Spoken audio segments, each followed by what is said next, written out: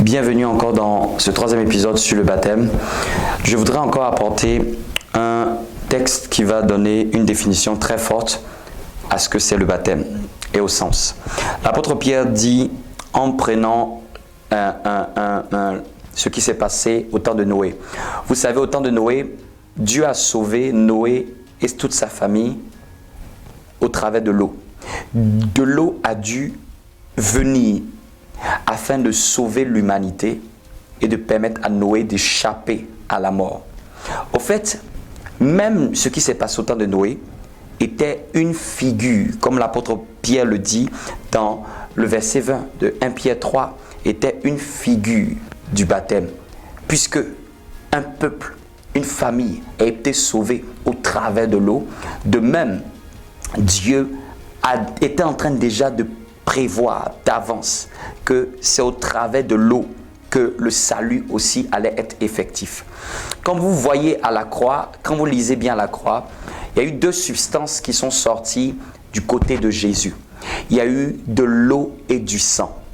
Quand vous prenez le temple pour approcher le temple de Dieu, dans le parvis, la cour extérieure, la tente d'assignation, le tabernacle de Moïse, Dieu avait demandé à Moïse dans la cour de placer deux éléments. Il y avait l'autel des holocaustes, cette espèce de stèle en pierre sur lequel on sacrifiait, on immolait les animaux. C'était pour la dimension du sang. Mais après, il y avait une cuve d'airain d'eau pour les ablutions. Au fait, là où le sang, je voudrais dire quelque chose de très important. Là où le sang passe, l'eau passe. Là où le sang passe, l'eau passe. Vous prenez encore même la Bible avec Israël. Lorsque Israël était encore en Égypte, quand nous parlons de la Pâque, Dieu a demandé d'immoler l'agneau. L'agneau qui était en réalité Christ, une figure de Christ, l'agneau pascal. Le sang fut mis sur les portes, sur les linteaux. Mais bizarrement, la Bible dit encore plus tard, il fut baptisé du baptême de Moïse. C'est-à-dire que le fait qu'ils ont traversé le Jourdain, qui était un Jourdain avec un fleuve, ils ont traversé le Jourdain, ceci était une figure du baptême d'eau à venir. Donc, c'est-à-dire qu'à chaque fois qu'il y a eu le sang, il y a eu toujours l'eau. Chaque fois qu'il y a eu le sang, quelque part, il y a eu toujours l'eau qui a été à côté. Christ était à la croix, du sang est sorti de son côté et de l'eau est sortie. C'est-à-dire que dans le Seigneur, ces deux substances sont très fortes. Et ces deux substances ont un rôle à jouer. Lorsque nous avons cru, voici ce que le Seigneur m'a fait comprendre. Lorsque nous avons cru en Jésus, nous avons cru en son sang. Nous avons cru en son sang. En fait, le sang s'est manifesté. Le sang a coulé pour nous dès le moment où nous avons cru. Dès le moment où nous avons cru, le sang a coulé. Donc le fait de croire, c'est comme si le sang est versé pour nous. Nous avons pris de ce sang. Mais maintenant, le fait de nous baptiser, c'est pour entrer dans la dimension de l'eau. Le fait de nous baptiser d'eau, c'est pour entrer dans la dimension de l'eau. Vous allez voir même que l'apôtre Jean qui dit qu'il y a trois choses qui rendent témoignage. Il y a le sang, il y a l'eau et il y a l'huile. Parce qu'en réalité, Dieu fonctionne toujours avec ces trois substances. Le sang pour le pardon des péchés, l'eau pour la purification et l'huile pour l'onction. L'huile, je vous donne ça comme étant une sagesse. L'huile, c'est la dimension du baptême du Saint-Esprit. C'est la dimension du baptême du Saint-Esprit. Donc, vous comprenez que tout ce que Dieu fait est très sage. Donc, quand tu as cru par le sacrifice de Jésus. Tu as cru dans le sacrifice de Jésus. Le sang, c'était pour le pardon de tes péchés. Le sang, c'était pour le pardon de nos péchés. Parce que c'est le sang de Jésus qui a coulé pour le pardon de nos péchés. Donc, quand j'ai cru en son sang. J'ai cru en son sang qui a coulé. Je me suis identifié à son sang. Amen. C'est pour ça que j'ai cru en lui et par sa mort, son sang a coulé pour que je puisse être sauvé. Et l'eau L'eau, c'est beaucoup plus dans sa dimension de pureté, oui, mais l'eau aussi, c'est dans la dimension de sa résurrection. Donc ici, on revient toujours encore. La mort par le sang, l'eau pour sa dimension de pureté, de renaissance, de résurrection. C'est merveilleux. Et l'huile, c'est pour la dimension de puissance. L'huile, c'est pour la dimension de puissance. C'est pour la dimension du revêtement. C'est pour la dimension de l'onction. Donc, on voit quelque chose de très important. L'apôtre Pierre avait pris, nous prenons encore ce texte, 1 Pierre 3, 21. Il dit que c'était une figure, en parlant de l'arche de Noé, la famille de Noé qui a été sauvée au travers de l'eau. Il dit ceci était une figure. Nous aussi, maintenant, nous sommes sauvés par un baptême qui ne consiste pas dans la purification d'impureté physique. Quand on parle de purification, ce n'est pas l'impureté physique, c'est beaucoup plutôt spirituel. Il dit, mais qui ne consiste pas dans la purification d'une impureté physique, mais dans un engagement d'une bonne conscience envers Dieu. Donc, je peux comprendre que le baptême, c'est aussi une preuve de mon engagement. Preuve de mon engagement. C'est un engagement. Il dit l'engagement d'une bonne conscience. C'est une preuve qui montre que je suis libre. C'est une preuve qui montre que j'ai une bonne conscience de renouer avec Dieu. Il dit, mais dans l'engagement d'une bonne conscience envers Dieu. D'une bonne conscience envers Dieu. Je vais te donner encore une autre définition, un autre sens du baptême, un sens spirituel très fort. C'est dans Romains au chapitre 6. Romains au chapitre 6, on voit encore une signification très spirituelle. La Bible dit au verset 1er, que dirons-nous donc? Demeurons-nous dans le péché afin que la grâce abonde? Loin de là. Nous qui sommes morts au péché, comment vivions-nous encore dans le péché?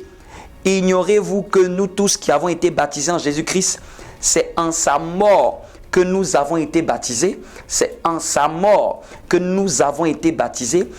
C'est en sa mort. Donc il est en train de dire que nous qui avons été baptisés en Jésus-Christ, il considère même qu'on a déjà été baptisés. Il nous dit que c'est en sa mort. Parce qu'en réalité, dans le baptême, la finalité, c'est la résurrection. La finalité, c'est le renouvellement. Mais dans le baptême, il y a aussi le fait que nous passons à la croix. Dieu a permis dans le baptême de nous identifier aussi à l'œuvre de la croix. Il dit c'est en sa mort. Parce qu'en réalité, quand quelqu'un doit se baptiser, c'est-à-dire, je t'image, c'est-à-dire que quand quelqu'un doit se baptiser, cette personne est là comme ça au début, assise ou debout. Après, cette personne doit être plongée. Donc, quand cette personne est plongée, tout son corps est à l'intérieur de la substance. Quand elle est plongée, elle est baptisée. Puisque baptisée veut dire plonger, elle est plongée dans la mort de Christ. Au fait, ici, c'est comme si on s'identifiait à la croix. On s'identifiait à la mort. Puisque Dieu ne peut pas nous emmener à la croix nous-mêmes, mais quel est l'acte qui va permettre de certifier que nous sommes passés à la croix? C'est un acte d'identification. Il faut qu'à un certain moment, je meurs. Et c'est comme un enterrement de mon ancienne vie.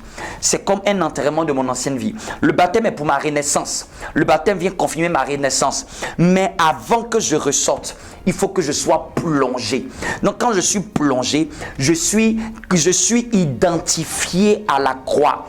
C'est le moyen par lequel Jésus m'identifie à lui. Puisqu'il est mort seul à la croix. Et nous tous, nous ne pouvons pas aller à la croix, sinon nous tous nous allons mourir. Mais comment pourrons-nous aller à la croix sans mourir? C'est de nous identifier à la croix par un acte symbolique et à une répercussion spirituelle. C'est un acte d'identification par la foi. Donc, c'est pour ça que l'apôtre Paul dit que ignorez-vous que nous tous qui avons été en Jésus-Christ, a été baptisés en Jésus-Christ.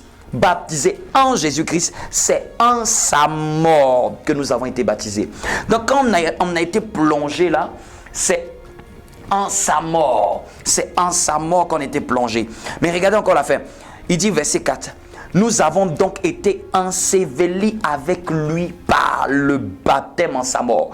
Donc quand quelqu'un est plongé, il est enseveli spirituellement parlant avec Jésus-Christ en sa mort. Je vis un ensevelissement de quelques secondes. J'ensevelis mon ancienne vie. J'ensevelis parce que, laissez-moi vous dire, si vous avez compris la nature pécheresse ne s'enlève pas par une bonne œuvre. Dieu doit faire une opération, une forme de cérémonial, comme une forme de chirurgie pour l'enlever. Il nous donne le mystère.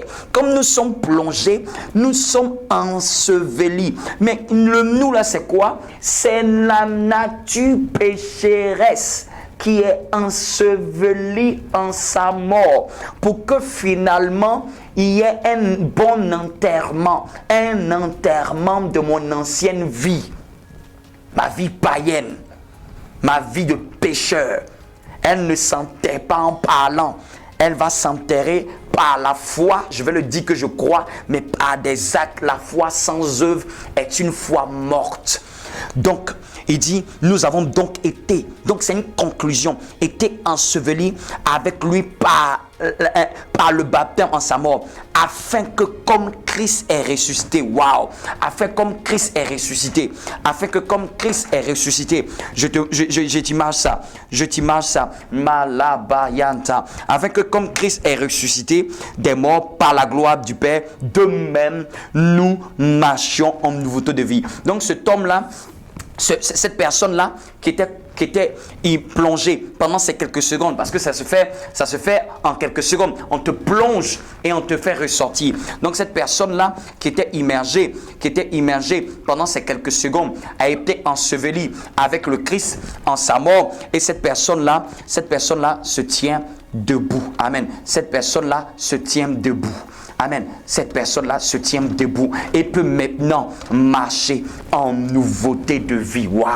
Peut maintenant être une personne qui va marcher avec une nouvelle vie. Amen. C'est ça le sens spirituel du baptême. Quand j'entre dans l'eau, je meurs avec Christ. Quand je sors, je marche en nouveauté de vie. Quand j'entre, je suis enseveli avec lui dans sa mort. Mon ancienne vie, cette eau-là, elle récupère, elle absorbe, elle va aspirer, elle va prendre, engloutir la mort qui nous condamnait, la mort avec Christ. Donc Christ nous donne un acte d'identification. Parce que ce n'est pas un acte d'identification que nous avons cru, ce n'est pas un acte d'identification aussi que ça doit se faire, ça doit se sceller. Si ça vient sceller,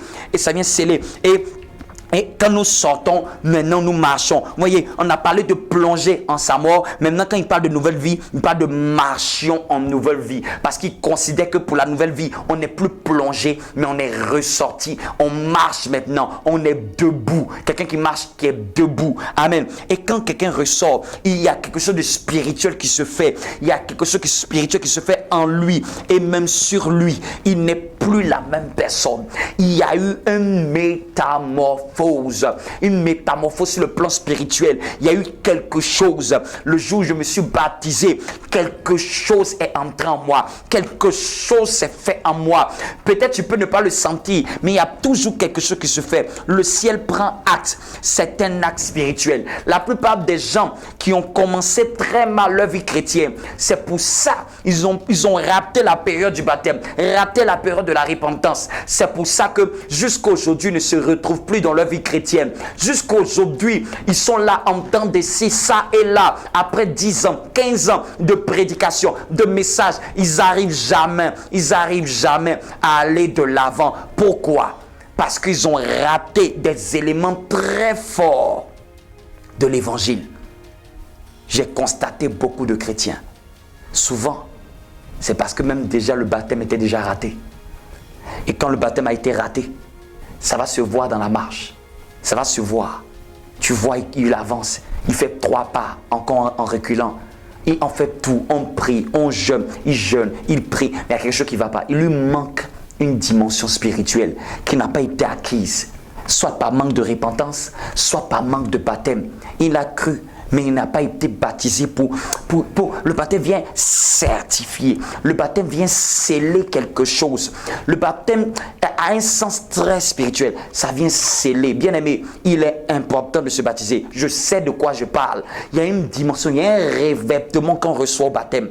Il y a un revêtement qui nous permet de ne plus retourner à un certain niveau, de ne pas aller en arrière. C'est une capacité qui vient. Ceux qui ne l'ont pas là, c'est comme s'il va leur manquer quelque chose. Ceux qui ne sont pas baptisés là, j'ai pitié pour eux. Je ne sais pas ce qui va se passer. Et puis ils vivent encore sur la terre. Parce que tu es vivant, tu es sur la terre. Il y a encore des Satan qui est là. Ce n'est pas comme ce homme qui était à la croix qui est mort tout de suite. Mais toi tu es encore vivant. Tu as besoin d'être scellé de la grâce, scellé de quelque chose. Je parle de dans ton fonctionnement et de nous marchons en nouveauté de vie. Dans cette nouvelle vie-là, tu peux t'équiper. C'est un équipement divin qu'on reçoit quand on est baptisé. C'est un équipement divin. Il y a quelque chose que tu vas recevoir. N'hésite pas à te faire baptiser. N'hésite pas à me contacter pour qu'on puisse te baptiser. N'hésite pas à contacter une église qui est proche là où tu es pour qu'on puisse te faire baptiser dans les règles de l'art. Que Dieu te bénisse. Amen.